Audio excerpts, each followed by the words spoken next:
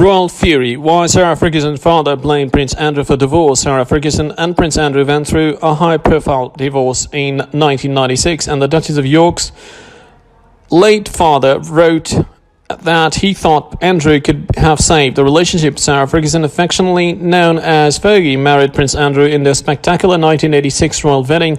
However, the Duke and Duchess of York would separate only 6 years later in 1992, ahead of their 1996 divorce. Fergie weathered several scandals during this time, which significantly contributed to the end of her royal career.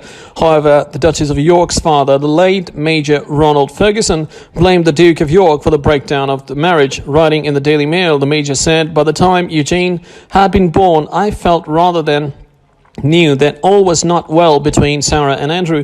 Things would not have gone wrong if he had been around more." However, he did add that palace courtiers had contributed to Fergie's misery with their gossip and backbiting. Major Ferguson had a frosty relationship with the palace himself. After publishing his memoirs, The Galloping Major, in 1994, which is full of royal family details, the Major died in 2003 after suffering a heart attack. Fergie released her autobiography, My Story, in 1996, shortly after her high-profile divorce that year.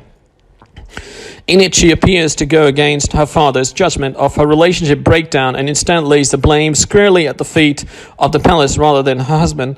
The Duchess writes, "From early on that year, 1992, Andrew and I had been discussing a separation, not because we had stopped caring for one another, but because I had reached the end of my royal rope. For 6 years, I had shouldered the demands of palace life.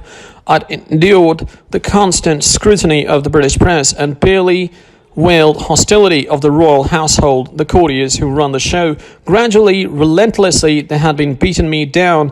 They were killing me by inches. It was time to save my life." Fergie revealed that two high-ranking aides, in particular, who she mysteriously dubs Mr. X and Mr. Y, were at the heart of the palace machine that she felt was freezing her out of the royal family. The Duchess also writes how the palace refused to help her when she was in crisis. When the now infamous toe-sucking photographs were about to be published, Fergie claims the Queen's private secretary, Mrs. Z, refused to intercede.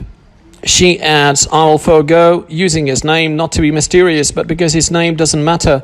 Like all the top courtiers, he was a creature of the palace establishment, no more and no less."